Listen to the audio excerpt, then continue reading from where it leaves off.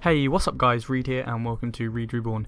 In today's video I'm going over the second floor to the new raid released in patch 3.2 yesterday, Alexander Midas, the Cuff of the Sun, otherwise known as M2 or A6, whichever you prefer, and to get into this raid you need to be a minimum of item level 200 and completed the floor below. So first up on this floor you've got two sets of mobs. The first set have 3 and the second set have 5. Really nothing to worry about here, just keep the tank healed, burn them down as quick as you can and then move on to the boss. So on this floor you have to kill 4 separate bosses in 4 different areas, each with their own mechanics, and you just move on progressively. So as soon as you kill one you go on to the next one, once you killed that next one, and so on until you've completed the raid. But anyways, in this video I'm just going to go through the tactics for each one of these mini bosses. So the first boss on this floor is Brawler, and this is some of the things to look out for. Healers just need to be aware of the raid wide AoE Mind Blast, which does around 4000 damage. Just be aware of that and heal everyone up. Secondly, players need to be aware of random AoEs that will drop on the floor, and after they've dropped there's mines, so don't run back into the place, and after a short while they explode and then you can move back, but just be aware that there's mines left after. However, the main mechanic in this fight is when players get marked by a blue arrow above their head. Basically, after a short time a clone of Brawler will drop down, and what you need to pay attention to is the direction they're facing, because after a short time they charge your head in the direction, so you need to make sure you're not in their way so you don't take any damage. So that's everything for this fight. Just remember to heal up through the raid wide damage moves, dodge the AoEs on the floor, and don't forget about the mines. And finally, just to avoid the Brawler clones which do frontal charges. After you've finished you can move on to the next boss. So the second boss on this floor is Brawler. Personally, our group had a little bit of trouble, but once we found out the mechanics it became really easy, so it's a good job I'm about to tell you. So we had the tank Brawler right at the back of the arena facing away from the group with everyone stacked up behind. So the main and only mechanic in this fight is Brawler's cannons. He has 3 different cannons, and depending on which one he chooses or brings out depends on what the group has to do. So the first cannon is a gold cannon on both arms. This is a massive damaging ability that should be shared with the whole group, so if you see this, the tank should turn around and face the group so all the damage is split between every member in the party. As soon as Brawler has finished this move, the tank should turn back around and the group should start doing damage again. The second cannon that Brawler brings out is a gold cannon again, but on one arm only, and this cannon is basically a tank buster. The tank doesn't need to turn around and face the group, he can just take the hit whilst people keep doing damage, and healers just need to make sure and be ready so they can heal him up.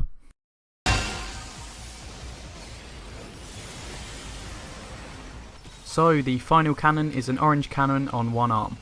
This cannon targets one random player, and the amount of damage it does depends on how far you are away from the cannon. So as soon as you see this you should run away from the boss, and then as soon as one player's been hit, heal them back up and then run straight back to the boss to keep doing damage.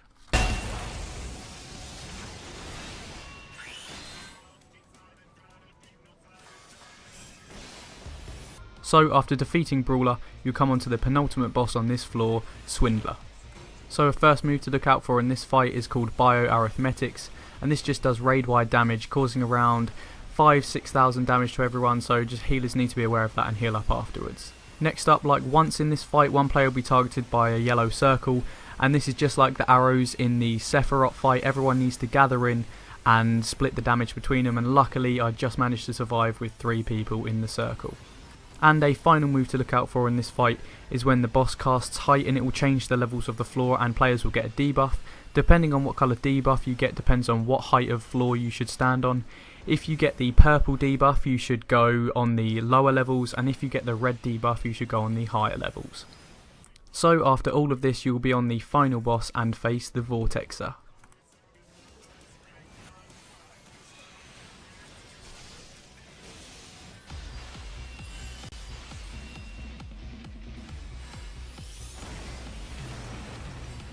So there is only one mechanic in this fight, so it's pretty easy once you get the hang of it.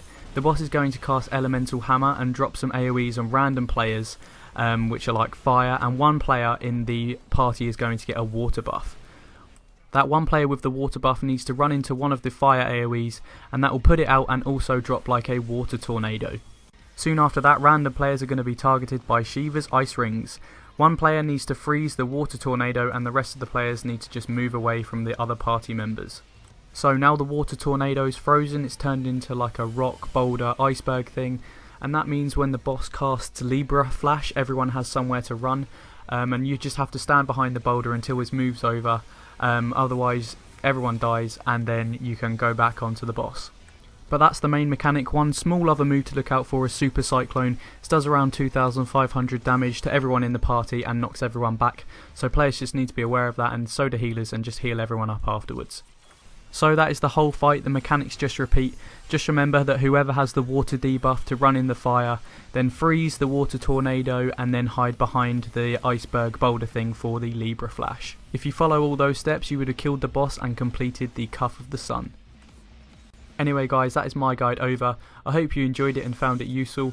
If you did, please feel free to leave a like and subscribe for more Final Fantasy XIV videos in the future, and if you're new to my channel, check out some of my other videos. Anyways, thanks guys, and I'll see you soon.